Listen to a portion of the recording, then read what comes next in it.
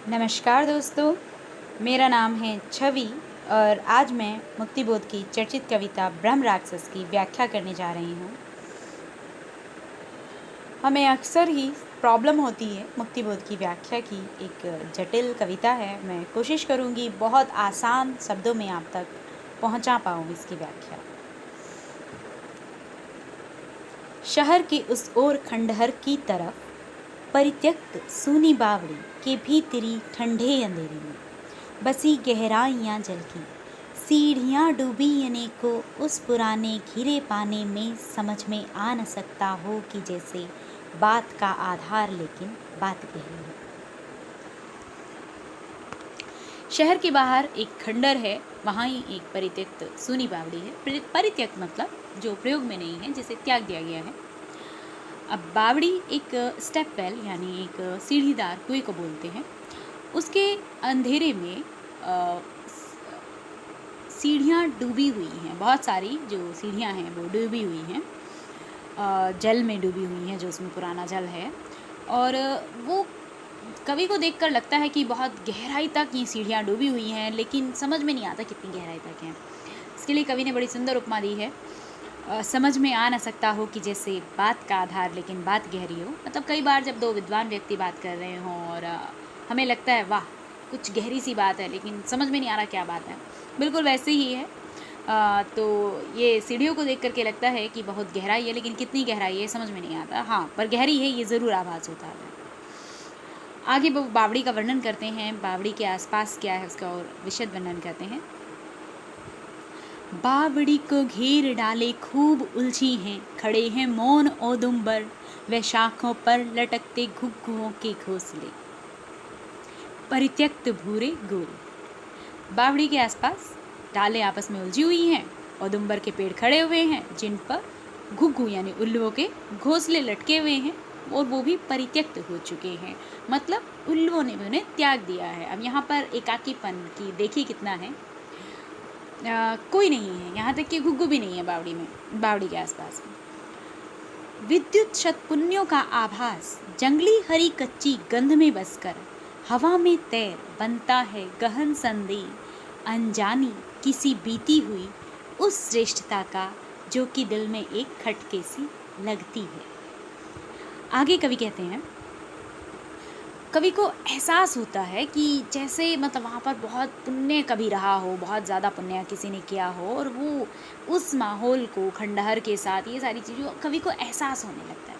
कई बार हमारे साथ ऐसा होता है, हमें ऐसा लगता है हम किसी जगह पे जाएं, कुछ आकर्षण सा हो जाता है, वाह ये खंडहर हैं, बड़े बड़े सुंदर लग रहे हैं, जैसे कभी बहुत सुंदर इतिहास इनका रहा हो।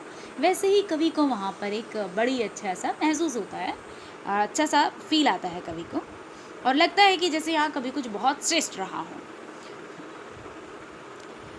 आगे वो बावड़ी का फिर से वर्णन कर रहे हैं।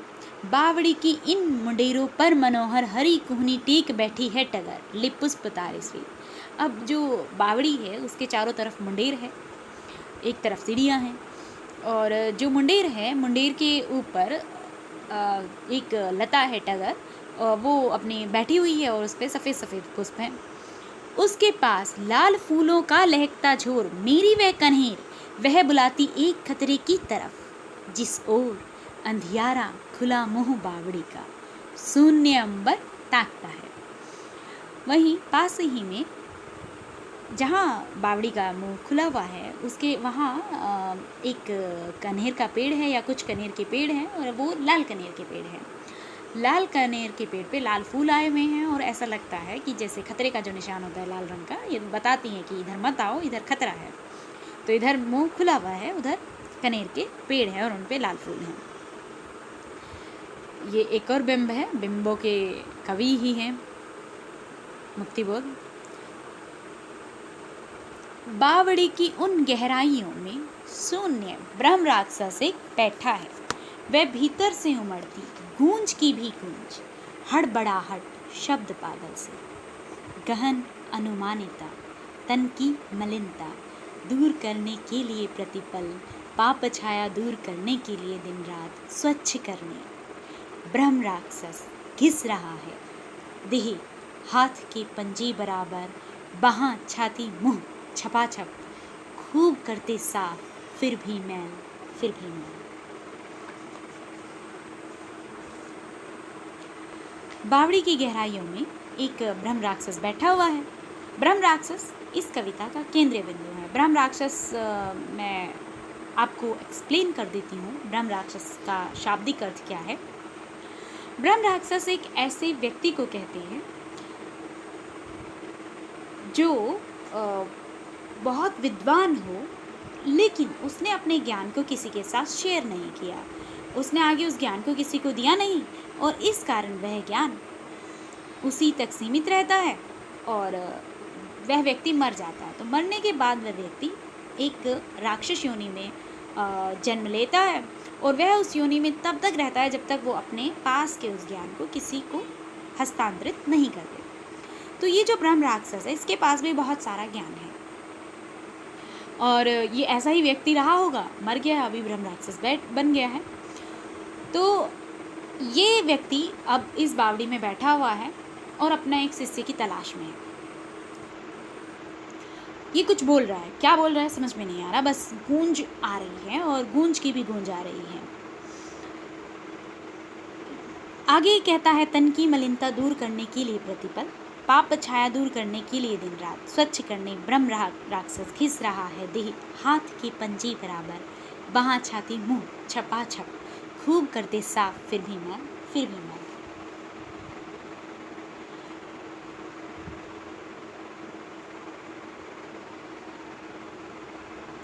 ब्रह्म राक्षस जो है, ये इसके मन में कुछ है, इसे ऐसा लग रहा है कि कुछ मतलब इसके मन में कुछ गलत हुआ है इसके साथ, या इसने कुछ गलत किया है।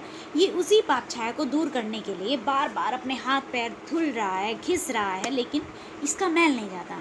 मानसिक रूप से परेशान है ये, इसकी परेशानी, इसकी पीड़ा को ये दिखाता है। और होठों से अनोखा स्रोत, कोई क्रुद्ध मंत्रोच्चार अथवा शुद्ध संस्कृत गालियों का ज्वार, मस्तक की लकीरें बुन रही आलोचनाओं के चमकते तार, उस अखंड स्नान का पागल प्रवाह, प्राण में है संवेदना शाह। और ये कुछ बोल रहा है, ऐसा लगता है कि जैसे ये गुस्से में आकर कुछ मंत्र का उच्चारण कर रहा हो, या फिर संस्कृत की गालियों का कोई ज्वार हो। इसका प्रवाह इतना अच्छा है संस्कृत में कि या तो क्रुद्ध होकर मंत्रोच्चार बोल रहा है, या तो लगता है कि गालियों का कोई ज्वार है। मस्तक की लकीरें, कहता है मस्तक की लकीरें जो हैं वो आलोचनाओं के चमकते तार। जब हम बहुत सोचते हैं तो मस्तक की नसें जो हैं खड़ी हो जाती हैं, तो इनकी जो मस्तक हैं उन पे बार बार जो खूब सोचने के कारण उन पे काफ़ी बड़ी बड़ी लाइनें हैं, वो जैसे तार जैसी लाइनें बन गई हैं। तो उन्हीं की बात कर रही है कि लगता है कि ये कुछ बहुत ज़्यादा सोच रहा है, बार बार कुछ आत्ममंथन में है, और इसी आत्ममंथन के साथ उनका अखंड स्नान चल रहा है।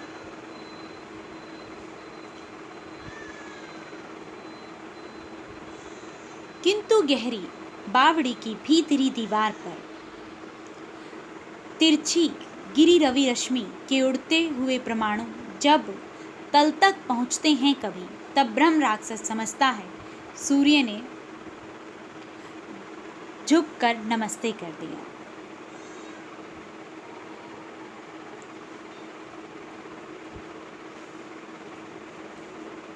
अब यह व्यक्ति ज्ञान से परिपूर्ण है, और जब कभी इसके पास सूर्य की किरण भी पहुंचती है तो उसे लगता है कि सूर्य ने उसे नमस्कार कर दिया। इसे अपने ज्ञान का अंदाज़ा खुद भी है, और ये कहीं उसका अहंकार भी है। इसी तरह जब कभी कभी चांदनी की किरण उसकी दीवार से टकरा जाती है तो उसे लगता है कि वंदना की चांदनी ने ज्ञान गुरु माना उसे, इसके पास अत्यंत ज्ञान है, ज्ञान का अकूत भंडार है। और इसे लगता है कि सूरज और चांद भी इसके ज्ञान के सामने झुक रहे हैं, जब कभी कभी सूरज और चांद की किरणें पड़ जाती हैं, खुद अंधेरे में है। आगे चलते हैं। अति प्रफुल्लित कंटकित तन मन वही करता रहा अनुभव की नभ ने भी विनत हो मान ली श्रेष्ठता उसकी। ये इसी का भाग है, मतलब वह खुद को सर्व से श्रेष्ठ मानता है, यहाँ तक कि नभ भी झुक गया उसके सामने, आकाश की भी कोई वैल्यू नहीं है।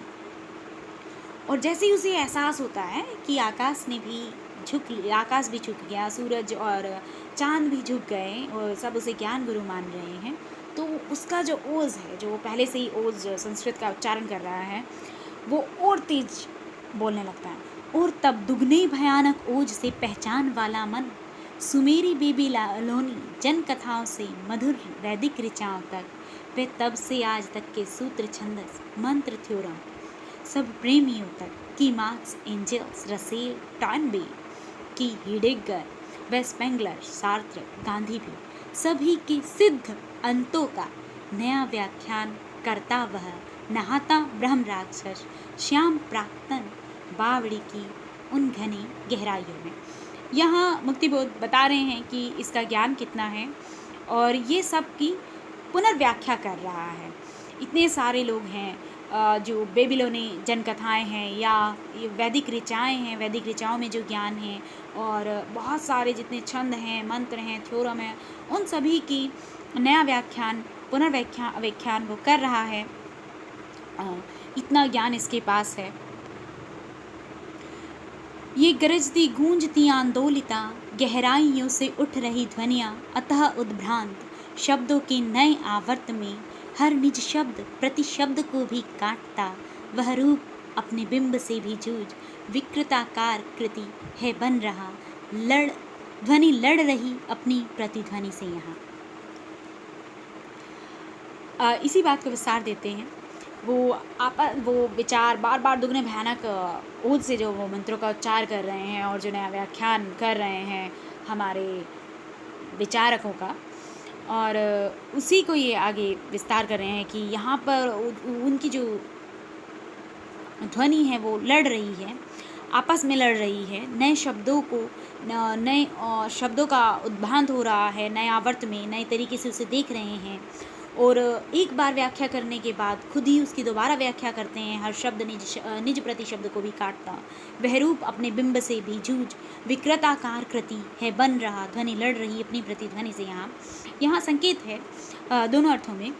एक वो व्याख्या करते हैं और उस व्याख्या में भी उन्हें लगता है कि नहीं ये ठीक नहीं हुआ, दोबारा इसे करना चाहिए। दूसरी ओर यहाँ पर फिर से कहते हैं वो कि ध्वनि लड़ रही अपनी प्रतिध्वनि से। यहाँ ये शुरुआत में कहा ही है कि गूंज की भी गूंज, जो गूंज एक दूसरे को काट रही हैं, यहाँ ये उस अर्थ में भी आता है और दूसरा इसी अर्थ में आता है कि वो व्याख्या करते हैं लेकिन वो व्याख्या उन्हें खुद नहीं समझ में आती, फिर से व्याख्या करते हैं। तो इस तरीके से यहाँ इसका दोहरा अर्थ देखा जा सकता है। आगे मुक्तिबोध आगे बढ़ते हैं। बावड़ी की इन मुंडेरों पर मनोहर हरी कुहनी टेक सुनते हैं, टगर के पुष्प तारे श्वेत में ध्वनि। इन ध्वनियों को सुनने के लिए कोई नहीं है, उल्लू भी नहीं है, इंसान तो छोड़ दो, कोई जीव नहीं है, केवल लताएं हैं, पुष्प हैं और कुछ छोटे मोटे कीट होंगे और वही सुन रहे हैं उन ध्वनियों को। सुनते हैं करौंदों के सुकोमल फूल, सुनता है उन्हें प्राचीन ओदुम्बर। सुन रहा हूँ मैं वही, अब कवि पहुँच गया है वहाँ, अब कवि भी उन्हें सुन रहा है। पागल प्रतीकों में कही जाती हुई वह ट्रेजेडी जो बावड़े में अट गई। बड़ी सुंदर सी ये लाइन है और इस कविता का मर्म स्थल भी है। मुक्तिबोध के लिए ब्रह्म राक्षस एक बड़ी ट्रेजेडी है। अगर हम इसे विस्तार में अगर थोड़ा सा जाएंगे तो ये अपने आप अपनी मुक्तिबोध की खुद की ट्रेजेडी है जो उन्हें प्रगतिवाद से मिली है या मार्क्सवाद को फॉलो करते हुए मिली है। वैसे ही ट्रेजेडी यहाँ पर मुक्तिबोध ब्रह्म राक्षस की भी है और यह ट्रेजेडी अब बावड़ी में अड़ गई है। इनके पास ब्रह्म राक्षस के पास ज्ञान है, वो किसी को देना चाहते हैं लेकिन कोई योग्य शिष्य भी नहीं उन्हें मिल पा रहा है और इस कारण से वो उस ज्ञान को नहीं दे पा रहे हैं, किसी को हस्तांतरित नहीं कर पा रहे हैं और मुक्त भी नहीं हो पा रहे हैं ब्रह्म राक्षस, और एक ट्रेजेडी बन गए हैं जो कि बावड़ी में फंसी हुई है इस समय। फंटेसी शिल्प आ रहा है अभी उनका। फंटेसी मैं यहाँ पे थोड़ा सा विस्तार फिर से करूँगी फंटेसी का, ये क्योंकि यहाँ पर देखिए जंप हो रहा है, यहाँ बावड़ी में अड़ रही, इसके बाद सीधे शुरू होता है खूब ऊंचा एक जीना सांवला। यही फंटेसी का बेनिफिट है, लाभ है। तो हम इस पर थोड़ा सा जिक्र कर लेते हैं। फंटेसी क्या है? फंटेसी होता है, सामान्य अर्थों में तो हम कल्पना कह सकते हैं, लेकिन कल्पना में क्या होता है, जब हम कल्पना करके कुछ लिख रहे होते हैं तो उनमें एक सीक्वेंस होता है। लेकिन फंटेसी स्वप्न की तरह होता है। जैसे स्वप्न में कोई भी चीज़ सीक्वेंस में नहीं होती। आप ऐसा हो सकता है आप अपने कमरे में हैं, अचानक से आप किसी बाग में पहुंच जाएं, जहां आपका मन हो आप पहुंच सकते हैं। वैसे ही फंटेसी को शिल्प की मतलब इसी चीज़ को फंटेसी बनाकर शिल्प की तरह यूज़ किया है, शिल्प में यूज़ किया हुआ है कि उनके मन में अचानक से ख्याल आने लगा और अब वो जंप कर गए। अब वो अपनी कहानी को जोड़ने के लिए अगर उसे बढ़ाएं तो और बहुत कविता हो जाएगी इसे उस धारा में लाते हुए। अब वो जंप कर गए, सीधे सीधे वो आ गए, खूब ऊंचा एक जीना सांवला। यही फंटेसी शिल्प का महत्व है। यहाँ पर मैं सिगमंड फ्रायड को भी थोड़ा सा एक्सप्लेन करूँगी क्योंकि ये आ रहा है हमारे साथ और अक्सर फ्रायड की बात आती है। तो यहीं पे वो शुरू होता है, वो शिल्प उसका प्रयोग कैसे कर रहे हैं मैं वो थोड़ा सा एक्सप्लेन करूँगी, ज़्यादा समय नहीं लूँगी। पहले पढ़ लेते हैं, उसके बाद फिर एक्सप्लेनेशन पे आते हैं। खूब ऊंचा एक जीना सांवला, उसकी अंधेरी सीढ़ियाँ, वो एक आभ्यंतर निराले लोक की। एक चढ़ना ओ उतरना, पुनः चढ़ना ओ लुढ़कना, मोच पैरों में बिछाती पर अनेकों घाव। अच्छे बुरे बीच का संघर्ष से भी उग्रतर, अच्छे व उससे अधिक अच्छे के बीच का संघर्ष। गहन किंचित सफलता, अति भव्य असफलता, अतिरेकवादी पूर्णता की ये व्यथाएं बहुत प्यारी हैं। ये जो खूब ऊंचा एक जीना सांवला और उसकी अंधेरी सीढ़ियों की बात हो रही है, दरअसल ये अंतर्मन की बात हो रही है, मन की बात हो रही है। जैसे कि हम जानते हैं कि मन के 3 हिस्से माने हैं। एक हिस्सा होता है चेतन मन जो लगभग 10% के आसपास होता है, 10, 12, 15, 20% तक मान सकते हैं। उसके अलावा बाकी 80% 80 से 90% का जो हिस्सा होता है वो हमारा अवचेतन और चेतन मन होता है। अब मुक्तिबोध अपनी इच्छाओं को दबा चुके हैं और यही ब्रह्म राक्षस भी कर रहा है। ब्रह्म राक्षस एकदम नैतिक हो जाना चाहता है, पूर्णतः नैतिक हो जाना चाहता है। ठीक है, अब इसके मन में जो स्वाभाविक सी इच्छाएं आती है उन्हें दबा रहा है।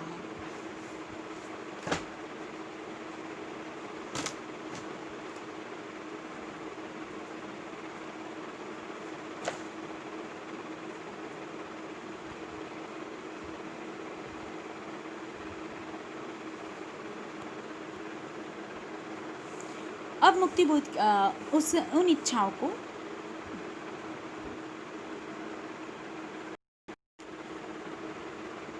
यहाँ पर ये दोहरे अर्थ में है। ये जो खूब ऊंचा एक जीना सांवला है ये कहीं ना कहीं उनके व्यक्ति के अंतर्मन की भी बात है और साथ ही साथ ये खूब ऊंचा जीना सांवला बावड़ी का भी है। तो हमें इसे लगातार इस चीज़ पे ध्यान देना चाहिए।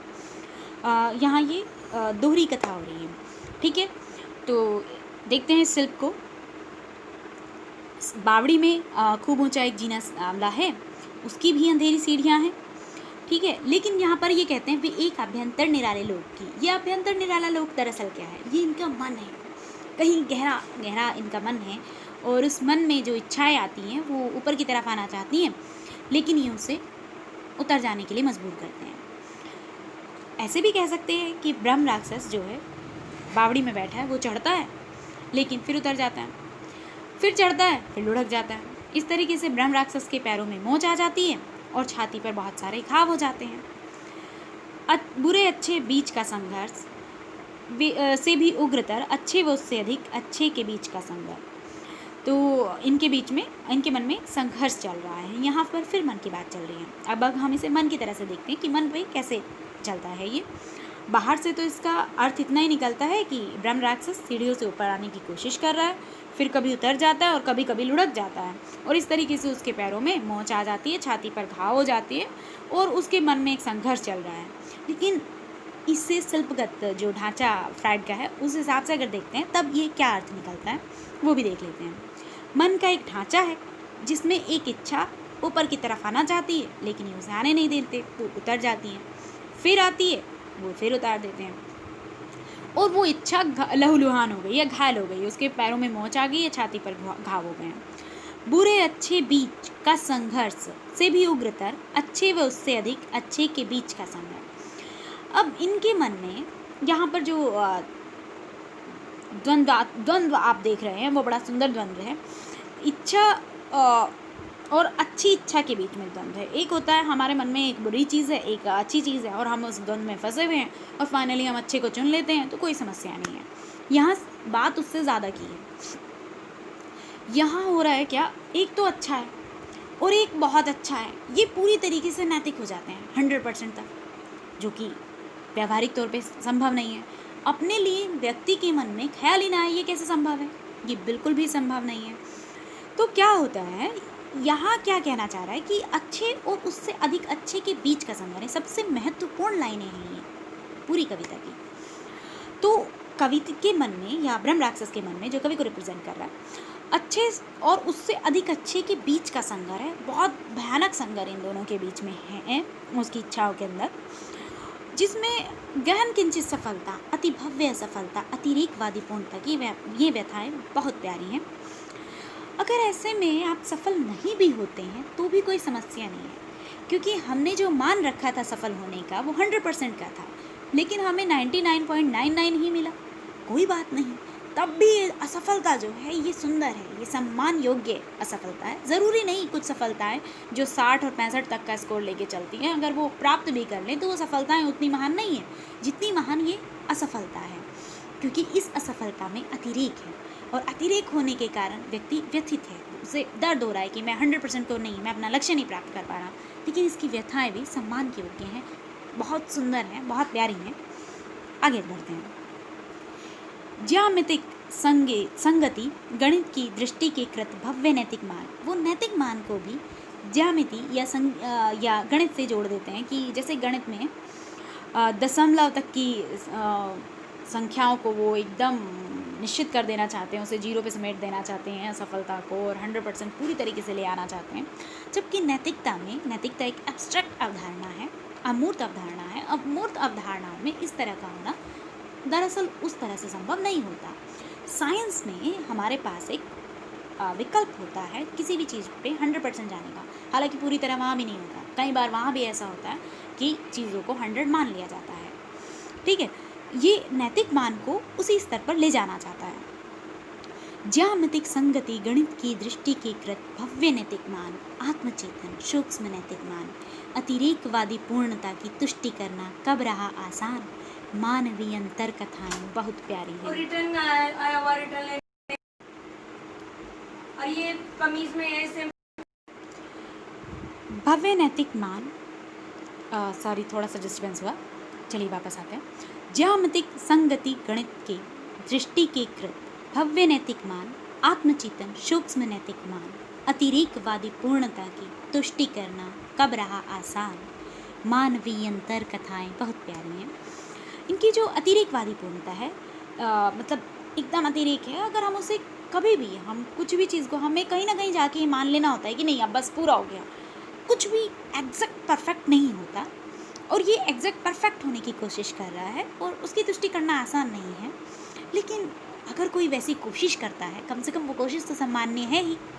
तो मानवीय अंतर कथाएं बहुत प्यारी, उनके मन में जो प्रॉब्लम समस्याएं और जो विरोध चल रहा है वो बड़ा अच्छा लग रहा है, मतलब एक सम्मान के योग्य है, वो उसका बहुत सम्मान कर रहे हैं। रवि निकलता लाल चिंता की रुधिर सरिता, प्रवाहित कर दीवारों पर उदित होता चंद्र, वर्ण पर बांध देता धोली पट्टियां, उद्विग्न भालों पर सितारे आसमानी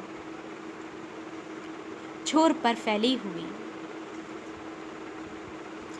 अब क्या हो रहा है, रवि निकलता लाल चिंता की रुधिर सरिता, प्रवाहित कर दीवारों पर,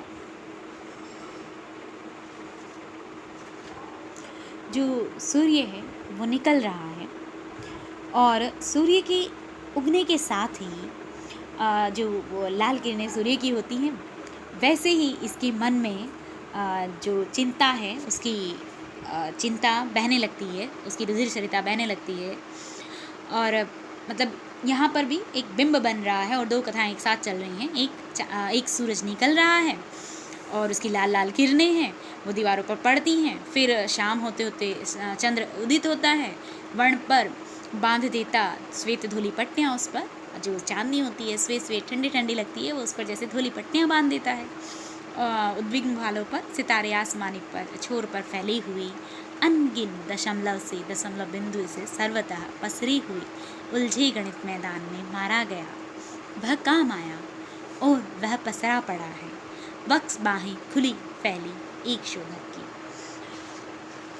सबसे सुंदर लाइन फिर से आ रही हैं, बड़ी अच्छी लाइनें हैं और बड़ी मार्मिक है ये लाइनें।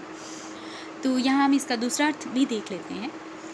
जब रवि निकलता है तो जो ब्रह्म राक्षस है उसके मन में चिंता होती है और चिंता के कारण मतलब उसकी नसें खड़ी हुई हैं और एकदम मतलब लाल लाल मस्तिष्क हो गया सोचने के कारण अधिक। लेकिन जब शाम को चांद उगता है, थोड़ी ठंडक मिलती है इसे, तो थोड़ा अच्छा लगता है, जैसे सफ़ेद पट्टियाँ बांधी हों। बार बार सोचने के कारण ये स्थिति है, उद्विग्न है भाल, मस्तिष्क परेशान है बहुत ज़्यादा सोचने के कारण, लगातार सोच ही रहा है। और यहाँ पर एक्सप्लेनेशन है कि आसमानी छोर पर जो सितारे हैं वो फैले हुए हैं और इसे लग रहा है कि ये अनगिनत दशमलव बिंदु से हैं और मैं पूरी तरीके से यानी 100% अपनी बात को नहीं ला पा रहा हूँ। इतने सारे दशमलव अभी बचे हुए हैं, इतने सारे दशमलव बिंदु से बचे हुए हैं, नहीं मैं 100% कर पा रहा हूँ। और इसी उलझन में एक दिन वो मारा जाता है। ब्रह्म राक्षस अभी तक परेशान था, उसे मुक्ति नहीं मिलती और अब ये मारा जाता है। बहुत सारा ज्ञान इसके साथ चला जाता है। उसकी बाहें खुली हुई हैं और वह एक शोधक है, ये हम पहले डिस्कस कर चुके हैं। इसने पुनर्व्याख्या कर रहा है बार बार, तो अब ये मारा गया है। बड़ा सुंदर आगे वो इसके बारे में डिटेल देते हैं। बड़ा सुंदर सा स्फटिक प्रासाद सा उनका व्यक्तित्व है, खूब सुंदर था। वह जीने की अकेली सीढ़ियाँ, ये फिर अंतर्मन की बात चल रही है। वह जीने की अकेली सीढ़ियाँ, चढ़ना बहुत मुश्किल रहा। विभाव संगत, तर्क संगत, कार्य सामंजस्य योजित समीकरणों के गणित की सीढ़ियाँ हम छोड़ दें उसके लिए। उस भाव, तर्क व कार्य सामंजस्य योजन शोध में सब पंडितों, सब चिंतकों के पास वह गुरु प्राप्त करने के लिए भटका।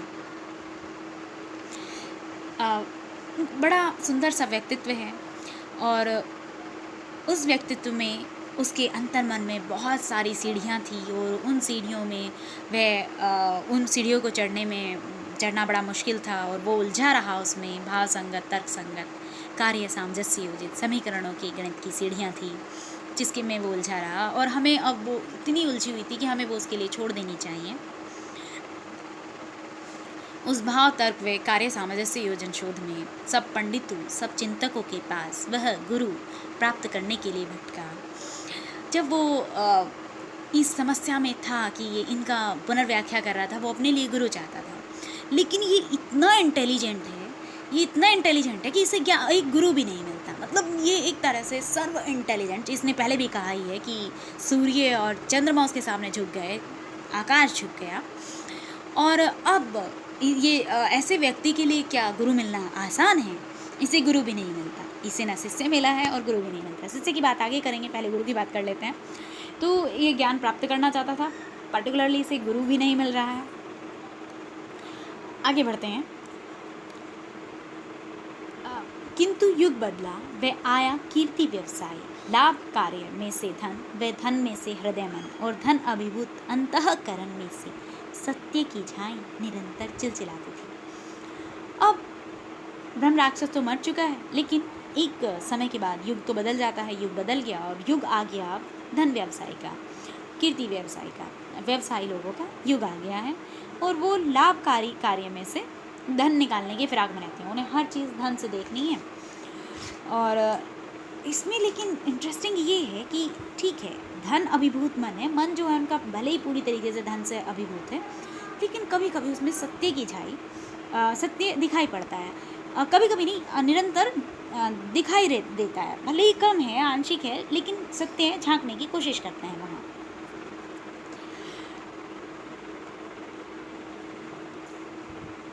आत्मचेतस किंतु इस व्यक्तित्व में थी प्राणमय अनबन, विश्व चेतस बेबनावट। ब्रह्म राक्षस जो है आत्मचेतस था ये, लेकिन ये आत्मचेतस होना नहीं चाहता था। ये पूरी तरीके से विश्व चेतस हो जाना चाहता था, विश्व चेतस बेबनावट। आत्मचेतस किंतु इस व्यक्तित्व में थी प्राणमय अनबन, विश्व चेतस बेबनावट। कोई बनावट नहीं, शुद्ध 100% विश्व चेतस हो जाना चाहता था। अपने बारे में सोचना ही नहीं है, पूरी तरीके से समाज के बारे में सोचना है। ये प्रभाव है मुक्तिबोध पर, प्रगतिवाद का। वो अपने बारे में सोचना ही नहीं चाहते, पूरी तरीके से अपने बारे में ज़रा भी सोच लेना उन्हें अपराध लगता है। ये यहाँ पर मुक्तिबोध की अपनी समस्या आती है। अगर हमने मुक्तिबोध की कभी जीवनी पढ़ेंगे या आप लोगों ने कभी पढ़ी हो तो वहाँ आपको ये समझ में आएगा कि किस तरीके से मुक्तिबोध के अंदर ये द्वंद्व लगातार चलता रहता है कि नहीं, मुझे पूरी तरीके से समाज के हित में चला जाना है। एक बार वो अपनी नौकरी तक छोड़ देते हैं, बार बार नौकरियाँ बदलते हैं। किसी के लिए नौकरी छोड़ देना उनके लिए आज भी हमारे लिए बड़ा मुश्किल होता है, लेकिन उन्होंने की, गरीबी में भी किया।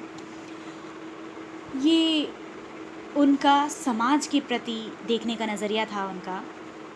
वो पूरी तरीके से समाज के लिए अपने आप को भूल जाना चाहते थे।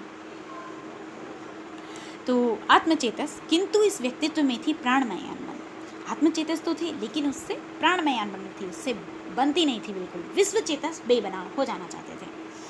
महत्ता के चरण में विषादा कुलमन, मेरा उसी से उन दिनों होता मिलन यदि तो उसकी व्यथा, स्वयं जी कर बताता मैं उसे उसका स्वयं का मूल्य, उसकी महत्ता। अब मुक्तिबोध यहाँ पर सीधे सीधे आ जाते हैं।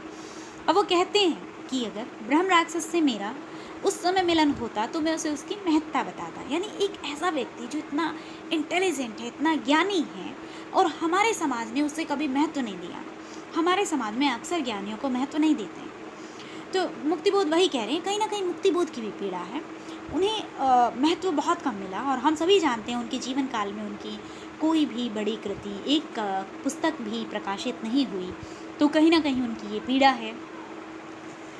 तो उन्हें वो बताना चाहते हैं कि देखो, तुम बहुत अच्छे हो, तुम्हारा क्या महत्व है ये मैं समझता हूँ, बस लोग नहीं समझते, कोई फ़र्क नहीं पड़ता इससे।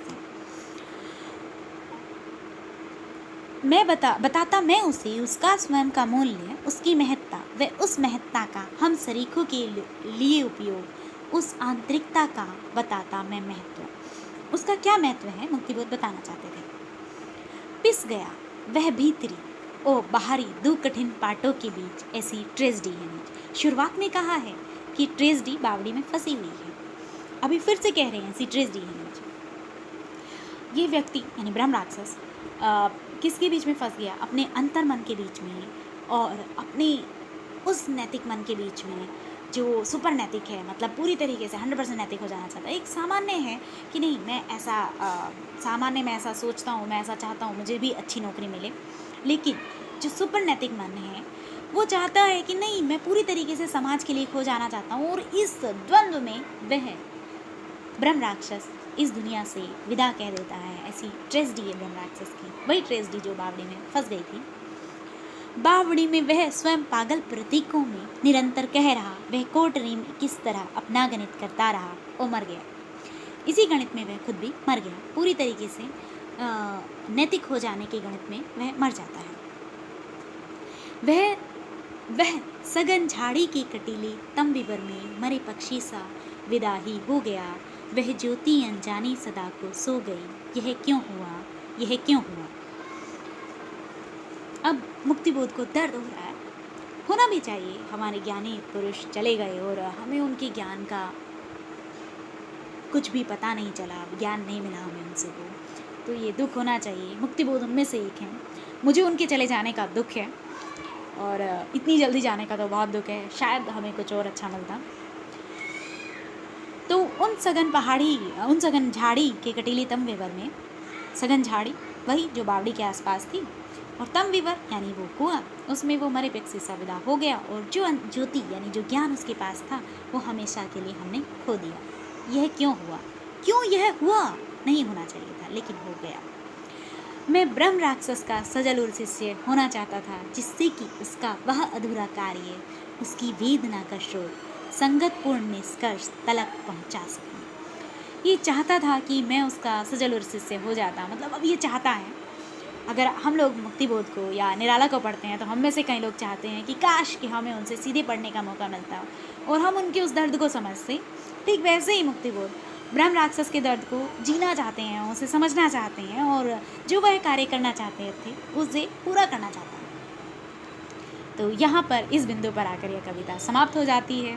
बहुत सुंदर कविता है, थोड़ी सी जटिल है, लेकिन एक बार समझने के बाद बहुत अच्छी लगती है। आप सबका बहुत धन्यवाद। आगे मैं कभी फंटेसी और फ्रायड पर अलग से वीडियो बना दूँगी। अगर आप लोगों को समस्या होगी तो आप लोग कमेंट में डालिए। ये मेरी पहली ही वीडियो है, तो आप लोग कमेंट्स दीजिए, मुझे बताइए और क्या क्या मैं इसमें सुधार करूं, क्या क्या आपको लगता है आप मुझे बताइए। ज़रूर मैं कोशिश करूंगी जो भी मुझसे हो पाएगा। और कुछ चीज़ें जो आपको नहीं समझ में आ रही हैं वो भी पूछिएगा। ज़रूरत होगी तो हम एक और वीडियो बना लेंगे, क्योंकि कई चीज़ें हैं इसमें, शिल्प इत्यादि। अगर आवश्यक होगा तो हम उस पर अलग से वीडियो बना सकते हैं। आप लोगों के कमेंट्स बहुत महत्वपूर्ण है मेरे लिए।